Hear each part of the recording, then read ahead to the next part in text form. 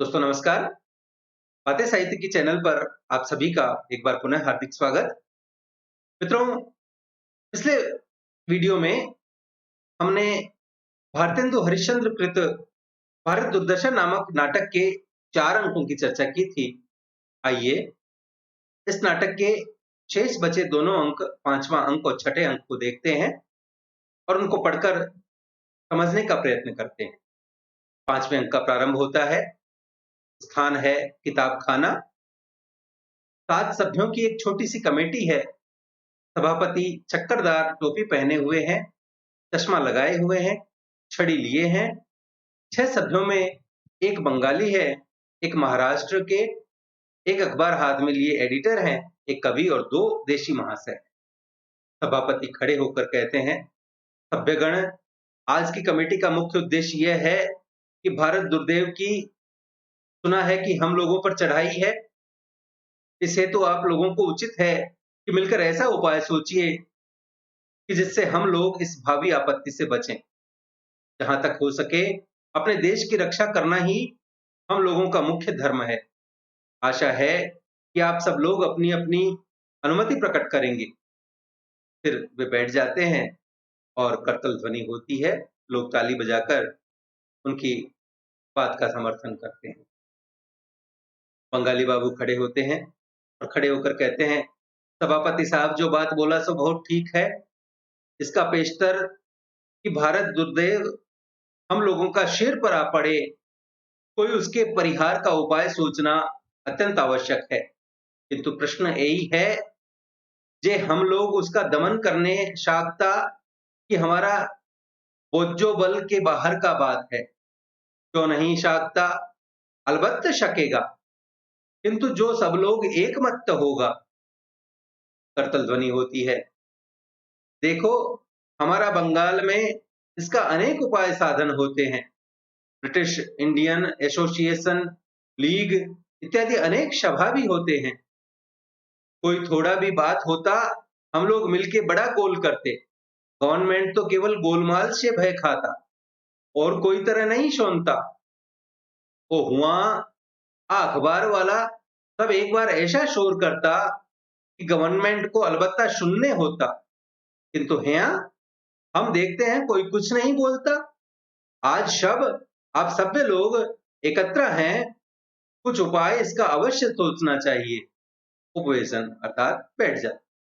पहला देशी धीरे से कहता है, यहीं, मगर जब तक कमेटी में है तभी तक, बाहर निकले कि फिर कुछ नहीं। दूसरा देशी कहता है धीरे से, क्यों भाई साहब, इस कमेटी में आने से कमिश्नर हमारा नाम तो दरबार से खारिज न कर देंगे। एडिटर खड़े होकर कहता है, हम अपने प्राणपण से भारत दुर्देव को हटाने को तैयार हैं। हमने पहले भी इस विषय में एक बार अपने पत्रा में लिखा था, परंतु यहाँ तो कोई सुनता ही नहीं। अब जब सिर पर आफत आई तो आप लोग उपाय सोचने लगे। भला अब भी कुछ नहीं बिगड़ा है। जो कुछ सोचना हो जल्द सोचिए। और वह बैठ जाता है। कवि खड़ा होता है, खड़े होकर कहता है, मोहम्मद शाह ने भांडों ने दुश्मन को फौज से बचने का एक बहुत उत्तम उपाय कहा था। उन्होंने बतलाया कि नादिर शाह के मुकाबले में फौज न भेजी जाए, जमुना किनारे कनात खड़ी कर दी जाए, कुछ लोग चूड़ी पहने कनात के पीछे खड़े रहें। जब फौज इस पार उतरने लगे, कनात के बाहर हाथ निकालकर उंगली चमकाकर कहें, मुए इधर ना आइयो, इधर जनाने हैं। बस सब दुश्मन हट जाएंगे। ये उपाय भारत दुर्देव से बचने को क्यों ना किया जाए? बंगाली खड़े होकर कहता है, अलबत्त यह भी एक उपाय है, किंतु असभ्य गण आकर जो स्त्री लोगों का विचार न करके सहसा कनात को आक्रमण करेगा तो? और फिर वह बैठ जाता है। एडिटर खड़े होकर कहता है, हमने एक दूसरा उपाय सोचा है। एडुकेशन की एक सेना बनाई जाए। कमेटी की फौज, अखबारों के शस्त्र और स्पीचों के गोले मारे जाएं। आप लोग क्या कहते हैं? बैठ जाए। दूसरा देशी कहता है, मगर जो हाकिम लोग इससे नाराज हों तो? फिर वो बैठ जाता है। बंगाली कहता है, हाकिम लोग काहे को नाराज होगा? हम लोग सदा चाहता कि अंग्रेजों का राज्य उत्पन्न न हो। हम लोग केवल अपना बचाव करता। बैठता। महाराष्ट्रन कहता है, परंतु इसके पूर्व यह होना अवश्य है कि गुप्त रीति से यह बात जाननी कि हाकिम लोग भारत दुर्देव की सैन्य से मिल तो नहीं जाएंगे। दूसरा देशी कहता है, इस बात पर बहस करना ठीक नहीं, नाहक कहीं लेने के देने न पड़े, अपना काम देखिए। बैठता है और अपने आप से कहता है, हाँ नहीं तो अभी कल ही झाड़बाजी हो। महाराष्ट्रन कहता है, तो सार्वजनिक सभा का स्थापन करना, कपड़ा बीनने की कल मंगानी, हिंदुस्तानी कपड़ा पहनना, यह सब भी उपाय है। दूसरा देशी धीरे से कहता है, पनाज छोड़कर गंजी पहनेंगे हैं। एडिटर कहता है, परंतु अब समय थोड़ा है, जल्दी उपाय सोचना चाहिए। कवि कहता है, अच्छा तो एक उपाय यह सोचो कि सब हिंदू मात्र अपना फैशन छोड़कर कोट पतलून इत्यादि पहने, जिसमें सब दुर्देव की फौज आवे तो हम लोगों को यूरोपियन जानकर छोड़ दे। पहला देशी कहता है, पर रंग गोरा कहां से लावेंगे? बंगाली कहता है, हमारा देश में भारत उद्धार नामक एक नाटक बना है, जिसमें अंग्रेजों को निकाल देने का जो उपाय लिखा, तो ही हम लोग दुर्देव का वास्ते काहे ना अवलंबन करें। वो लिखता, 5 जन बंगाली मिलके अंग्रेजों को निकाल देंगे। उसमें एक तो पिशान लेकर स्वेज का नहर पाट देगा, दूसरा बांस काट के पवरी नामक जलयंत्रा विशेष बनावेगा, तीसरा उस जलयंत्रा से अंग्रेजों की आंख में धूल और पानी डालेगा। महाराष्ट्रन कहता, नहीं नहीं, इस व्यर्थ की बात से क्या होना है, ऐसा उपाय करना जिससे फल सिद्धि हो। पहला देशी कहता है अपने आप से, हाय, यह कोई नहीं कहता कि सब लोग मिलकर एक चित्त हो, विद्या की उन्नति करो, कला सीखो, जिससे वास्तविक कुछ उन्नति है, क्रमशः सब कुछ हो जाएगा। एडिटर कहता है, आप लोग नाहक इतना सोच करते हैं, हम ऐसे ऐसे आर्टिकल लिखेंगे कि उसके देखते ही दुर्देव भागेगा। और कवि कहता है, और हम ऐसी ही ऐसी कविता करेंगे। पहला देशी कहता है, पर उनके पढ़ने का और समझने का अभी संस्कार किसको है? नेपथ्य में से आवाज आती है, भागना मत, अभी मैं आती हूँ। सब डर के चौकन्ने से होकर इधर उधर देखते हैं। दूसरा देशी बहुत डर कर कहता, बाबा रे, जब हम कमेटी में चले थे तब पहले ही छींक हुई थी, अब क्या करें? टेबल के नीचे छिपने का उद्योग करता है। डिसलॉयल्टी का प्रवेश होता है। सभापति आगे से ले आकर बड़े शिष्टाचार से, आप क्यों यहाँ तशरीफ लाई हैं? कुछ हम लोग सरकार के विरुद्ध किसी प्रकार की सम्मति करने को नहीं एकत्र हुए हैं, हम लोग अपने देश की भलाई करने को एकत्र हुए हैं। डिसलॉयल्टी कहती है, नहीं नहीं, तुम सब सरकार के विरुद्ध एकत्र हुए हो, हम तुमको पकड़ेंगे। बंगाली आगे बढ़कर क्रोध से कहता है, काहे को पकड़ेगा? कानून कोई वस्तु नहीं है, सरकार के विरुद्ध कौन बात हम लोग बोला? व्यर्थ का विभीषिका। डिसलॉयल्टी कहती है, हम क्या करें, गवर्नमेंट की पॉलिसी यही है। कवि वचन सुधा नामक पत्र में गवर्नमेंट के विरुद्ध कौन बात थी, फिर क्यों उसे पकड़ने को हम भेजे गए? हम लाचार हैं। दूसरा देशी टेबल के नीचे से रोकर कहता है, हम नहीं तमाशा देखने आए थे। महाराष्ट्रन कहता है, हाय हाय, यहाँ के लोग बड़े भीरू और कापुरुष हैं, इसमें भय की कौन बात है, कानूनी है। सभापति कहता है, तो पकड़ने का आपको किस कानून से अधिकार है? डिसलॉयल्टी कहती है, इंग्लिश पॉलिसी नामक एक्ट के हाकिमेच्छा नामक दफा से। महाराष्ट्रन कहता है, परंतु तुम। दूसरा देशी रोकर कहता है, हाय हाय भटवा, तुम कहता है अब मरे। महाराष्ट्रन कहता है, पकड़ नहीं सकती, हमको भी 2 हाथ 2 पैर हैं, चलो हम लोग तुम्हारे संग चलते हैं, सवाल जवाब करेंगे। बंगाली कहता है, हाँ चलो, हो का बात, पकड़ने नहीं शेकता। सभापति अपने आप से कहता है, चेयरमैन होने से पहले हम ही को उत्तर देना पड़ेगा, किसी से किसी बात में हम अगुआ नहीं होते। डिसलॉयल्टी कहती है, अच्छा चलो। सब चलने की चेष्टा करते हैं और पर्दा गिरता है। तो छठे अंक का प्रारंभ होता है। स्थान है गंभीर वन का मध्य भाग। भारत एक वृक्ष के नीचे अचेत पड़ा हुआ है। इसी दौरान भारत भाग्य का प्रवेश होता है। भारत भाग्य राग चैती गौरी में गाता हुआ आता है। जागो जागो रे भाई, सोवत निसी बैस गंवाई, जागो जागो रे भाई। निसी की कौन कहे दिन बीत्यो, काल रात ही चली आई, देखी परत नहीं हित अनहित कछु, परे बेरी बस जाई। निज उद्धार पंथ नहीं सूझत, शीस धुनत पछिताई, अबहु चेती पकड़ी राखो किन, जो कछु बची बढ़ाई, फिर पछताए कछु नहीं भय है, रही जय है मोहबाई, जागो जागो रे भाई। भारत भाग्य भारत को जगाता है, और भारत जब नहीं जागता तब अनेक यत्न से फिर जगाता है, और अंत में हारकर उदास होकर कहता है, हाय, भारत को आज क्या हो गया है? क्या निस्संदेह परमेश्वर इससे ऐसा ही रूठा है? हाय, क्या अब भारत के फिर वे दिन न आवेंगे? हाय, यह वही भारत है जो किसी समय सारी पृथ्वी का शिरोमणि गिना जाता था। भारत के भुजबल जग रक्षित, भारत विद्या लही जग शिक्षित, भारत तेज जगत विस्तारा, भारत भय कंपत संसारा। जाके तनिकहि भौं हिलाए, थर थर कंपत नृप डर पाए। जाके जय की उज्ज्वल गाथा, गावत सब महि मंगल साथा। भारत किरिन जगत उजियारा, भारत जीव जियत संसारा। भारत वेद कथा इतिहासा, भारत वेद प्रथा परकासा। फिनिक मिसिर सीरिय यूनाना, हे पंडित लही भारत दाना। रहियो रुधिर अब आरज सीसा, ज्वलित अनल समान अवनीसा। साहस बल इन सम को नाही, तबे रह्यो महिमंडल माही। कहा करी तकसीर निहारी, रे विधि रुष्ट याही की बारी। सबे सुखी जग के नर नारी, रे विधना भारत ही दुखारी। हाय रोम तू अति बड़ भागी, पर बर तो ही नाश्यो जय लागी। तोड़े कीरति थंब अनेकन, दाहे गढ़ बहु करि प्रण टेकन। मदिर महलनी तोरी गिराए, सबे चिन्ह तुव धूरि मिलाए। कछु न बची तुम भूमि निशानी, सो बरु मेरे मन अति मानी। भारत भाग न जात निहारे, आपयो पग तासीस उधारे। तोरो दुर्गन महल ढहायो, तिनहि मैं निज गेह बनायो।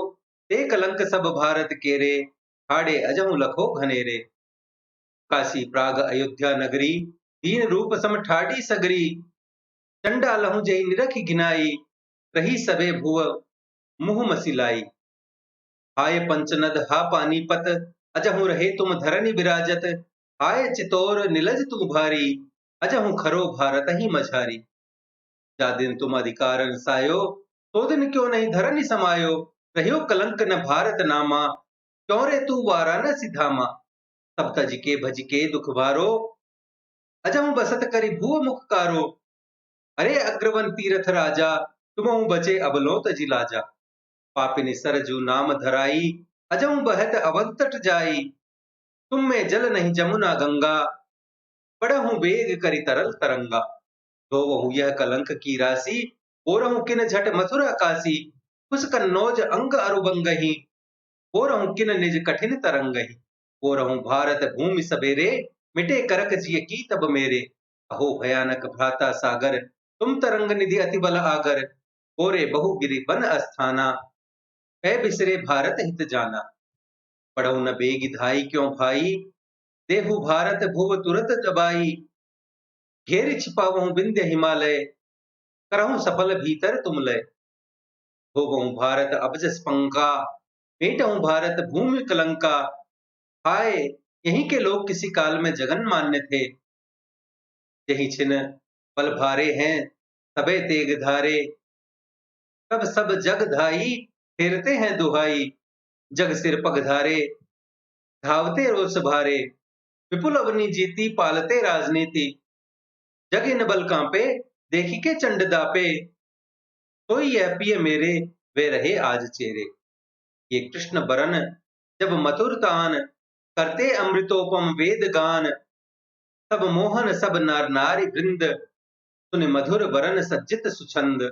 जग के सब ही जन धारि स्वाद, सुनते इन्हीं को बीन नाद।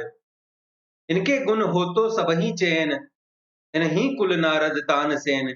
इन्हीं के क्रोध किए प्रकाश, सब कांपत भूमंडल आकाश। इन्हीं के हुंकृति शब्द घोर, गिरि कांपत है सुनि चारु ओर। जब लेत रहे कर में कृपान, इन्हीं कह हो जग तृण समान। सुन के रन बाजन खेत माही, इन्हीं कह हो जिए सक नाही। या ही भूव मह होत है, हीरक आम कपास। इत ही हिमगिरि गंगा जल, काव्य गीत प्रकाश। जाबाली जैमिनी गरग पातंजलि सुखदेव, रहे भारत ही अंक में कबहि सबे भुवदेव। या ही भारत मध्य में रहे कृष्ण मुनि व्यास, जिनके भारत गान सो भारत बदन प्रकाश। या ही भारत में रहे कपिल सुत दुर्वास, या ही भारत में भये शाक्य सिंह संन्यास। या ही भारत में भये मनु भृगु आदिक होय, तब तिनसी जग में रह्यो घृणा करत नहीं कोय। जास काव्य सो जगत मधी अबल ऊंचो शीस, जासु राज बल धर्म की दृषा करही अवनीश। साई व्यास अरु राम के वंश सभय संतान, ये मेरे भारत भरे सोई गुण रूप समान। सोई वंश रुधिर वही, सोई मन विश्वास, वही वासना चित वही, आशय वही विलास। कोटि कोटि ऋषि पुण्य तन, कोटि कोटि अतिसूर, कोटि कोटि बुध मधुर कवि, मिले यहाँ की धूर। सोई भारत की आज यह भई दुर्दशा हाय, कहा करे कित जाए नहीं सूझत कछु उपाय। भारत को फिर उठाने की अनेक चेष्टा करके उपाय निष्फल होने पर रोते हुए भारत भाग्य कहता है, हाँ, भारतवर्ष को ऐसी मोह निद्रा ने घेरा है कि अब इसके उठने की आशा नहीं। सच है, जो जानबूझकर सोता है उसे कौन जगा सकेगा।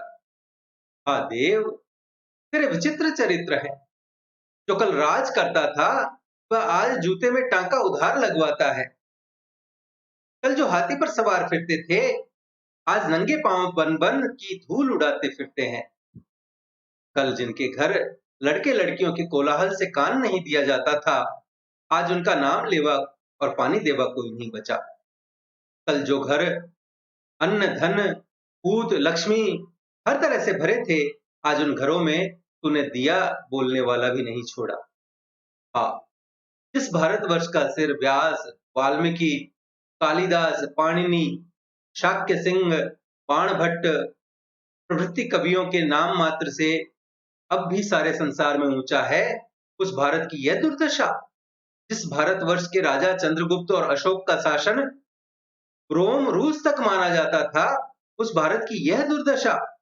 जिस भारत में राम, युधिष्ठिर, नल, हरिश्चंद्र, रंतिदेव, शिवी इत्यादि पवित्र चरित्र के लोग हो गए हैं, उसकी यह दशा।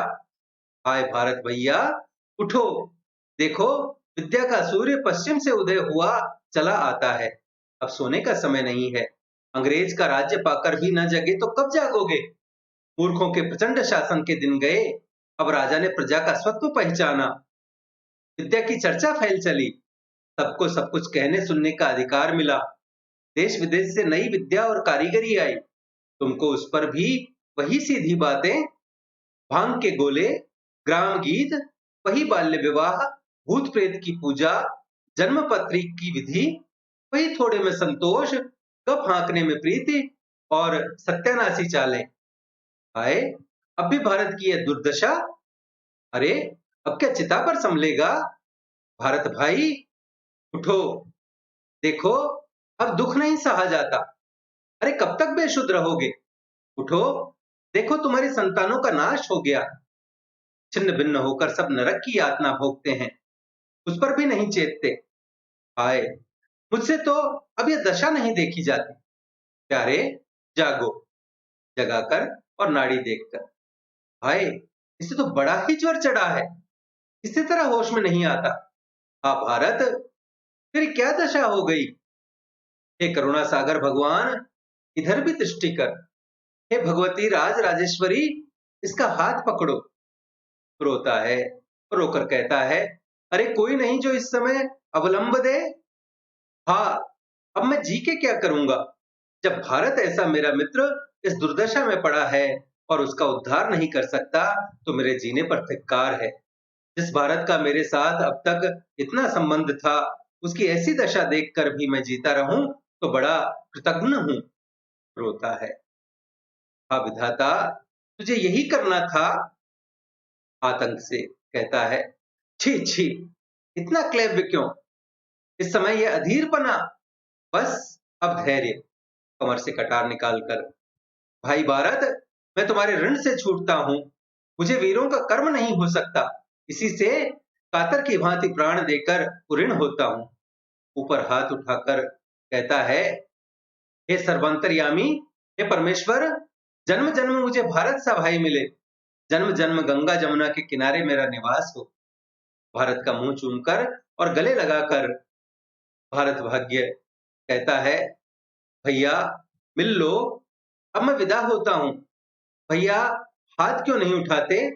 मैं ऐसा बुरा हो गया कि जन्म भर के वास्ते मैं विदा होता हूँ, तब भी ललक कर मुझसे नहीं मिलते। मैं ऐसा ही अभागा हूँ, तो ऐसे अभागे जीवन ही से क्या, बस यह लो। कटार का छाती में आघात होता है और साथ ही जवनी का पतन होता है, अर्थात पर्दा गिरता है।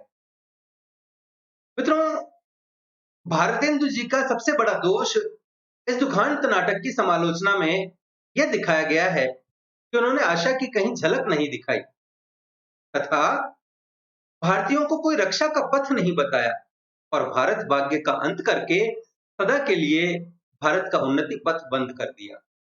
इस संदर्भ में भारतेंदु नाटकावली में लिखा गया है कि भारत दुर्दशा में भारतवर्ष की वर्तमान अवस्था का अच्छा चित्र अंकित किया गया है, पर यह दुखांत कर दिया गया है। इससे अंत में नैराश्य का भाव उत्पन्न होता है, पर होना चाहिए भारतोदय करने की दृढ़ता का भाव। मित्रों, इस विषय में बाबू गुलाब राय जी का मत है कि भारत दुर्दशा नाटक के संबंध में यह आपत्ति उठाई गई है कि वह दुखांत है और उसमें आशा का संदेश नहीं है। ये ठीक है, किंतु कहीं कहीं करुणा का आधिक्य लोगों को उद्योगशील बना देता है। करुणा में प्रायः वीर रस की आवृत्ति हो जाती है। आई गयो हनुमान जी में, करुणा में वीर रस।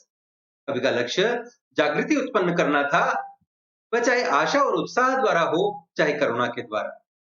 मित्रों, भारत दुर्दशा नामक ग्रंथ से भारतेंदु हरिश्चंद्र के जीवन संबंधी अनेक तत्वों, राजनीति, राजभक्ति, स्वदेश वत्सलता संबंधी विचारों पर अच्छा प्रकाश पड़ता है। मित्रों, नाटक के सकारात्मक और नकारात्मक चरित्रों की योजना देखें तो भारत नायक है। इस पर डॉक्टर रेवती रमन यह टिप्पणी करते हैं कि भारत दुर्दशा में भारत और भारत भाग्य का पक्ष अत्यंत दबा हुआ है। भारत को नायक माने तो उसका नायकत्व परंपरागत बिल्कुल नहीं है, अनोखा हो तो हो। निश्चित रूप से चरित्र की भव्यता और गरिमा के लिहाज से देखा जाए तो यह आदि से अंत तक कमजोर चरित्र है। वह नाटक के दूसरे अंक में आता है कि हालत बिल्कुल खस्ता है। शमशान, टूटे फूटे मंदिर, कौवा, कुत्ता, सियार, घूमते हुए अस्थियां इधर उधर पड़ी हैं। ऐसे परिवेश में वह आता है और आते ही अपने दीनहीन दशा का रोना रोने लगता है। वह जयचंद जैसों को कोसता है तथा राज राजेश्वरी विजयनी से अपनाए की लाज रखने की गुहार लगाता है। ऐसा निर्लज्ज प्रलाप कोई स्खलित चरित्र ही कर सकता है। भारत भारत दुर्देव के कोप से बचने की लाख कोशिश करता है, लेकिन बच नहीं पाता। उसके भय से वह मूर्छित हो जाता है। यही मूर्छा मृत्यु में बदल जाती है। मित्रों, भारत का एक सहयोगी चरित्र भी है, भारत भाग्य। इस चरित्र की सृष्टि के द्वारा भारतेंदु सहज भारतीय मानसिकता में भाग्य के बारे में व्याप्त छद्म चेतना को मूर्त रूप देते हैं। यद्यपि भारत की दशा सुधार एक छायावादी, लेकिन फिर भी इसका एक अपना औचित्य है। भारत दुर्देव की ताकतवर फौज के आगे उसकी एक नहीं चलती। भारत भाग्य की असफलता को दिखाकर भारतेंदु जी ने भाग्यवादियों पर तीखा निशाना साधा है। सही भी है, राष्ट्रीय चेतना का प्रसार भाग्य के भरोसे संभव नहीं था। हालांकि अंतिम रूप से भारत को जगाने के अपने लक्ष्य में भारत भाग्य असफल रहता है, लेकिन उसके द्वारा किए गए कुछ प्रयास निस्संदेह सराहनीय है। नाटक में भले ही वह अपने उद्देश्य को पाने में असफल रहा हो, लेकिन राष्ट्रव्यापी जनजागरण में उस प्रयास की भी महत्ती भूमिका है। जागो रे भाई का गान निरर्थक नहीं है। भारत भाग्य के संवादों की खास बात है कि वह सीधा दर्शकों को संबोधित है। वह भारत को लगातार जगाने की कोशिश करता है। उसका गान एक तरह से भारत की जातीय गौरव का गान है। तो भारत दुर्देव का चरित्र एक शक्तिशाली खलनायक या प्रतिनायक के रूप में है। इसका आगमन तीसरे अंक में होता है। उसकी वेशभूषा का रंग संकेत काफी कुछ व्यक्त करता है। क्रूर, आधा क्रिस्तानी आधा मुसलमानी वेश, साथ में नंगी तलवार। वह आते ही भारत को ललकारता है, नाचता और गाता है, उसके द्वारा गाए गीत में उसके लक्ष्य की व्यंजना मिलती है। उपजा ईश्वर कोप से और आया भारत बीज, छार खार सब हिंद करूं मैं, तो उत्तम नहीं नीच। मित्रों, भारत दुर्दैव सत्यानाश फौजदार सहित आलस्य, मदिरा, अंधकार आदि समस्त सहयोगियों को भारत की जान निकालने के लिए उसे चारों तरफ से घेरने का आदेश देता है। इस चरित्र को भारतेंदु ने काफी मेहनत से संवारा है। ये चरित्र अपनी आत्म प्रसन्नता वाले कथनों से भारतीय समाज के अंतर विरोधों को उजागर करता है। मित्रों, भारत दुर्दशा नाटक में भारत दुर्दैव के अधिकांश सहायक सत्यानाश फौजदार, रोग, आलस्य, अंधकार आदि गौण पुरुष पात्र हैं।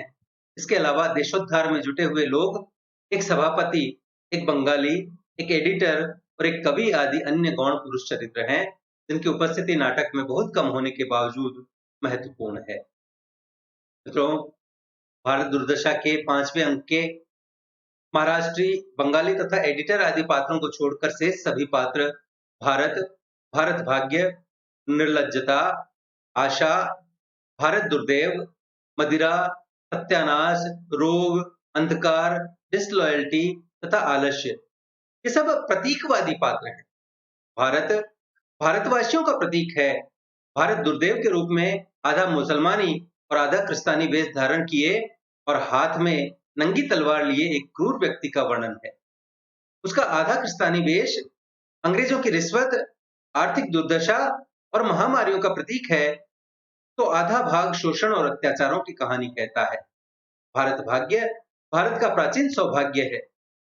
वर्तमान काल में भारत सौभाग्य को व्यंजित करने वाले स्वामी दयानंद, रामकृष्ण परमहंस, स्वामी विवेकानंद, स्वयं भारतेंदु आदि महानुभाव थे, जो भारत के हिंदुओं को जगा रहे थे और वे देश की सदियों से खोई चेतना को पुनः लाने के लिए प्रयत्नशील थे। परंतु इस प्रयास में उन्हें निराशा ही हाथ लगती है। यही उनका कटार मारना है।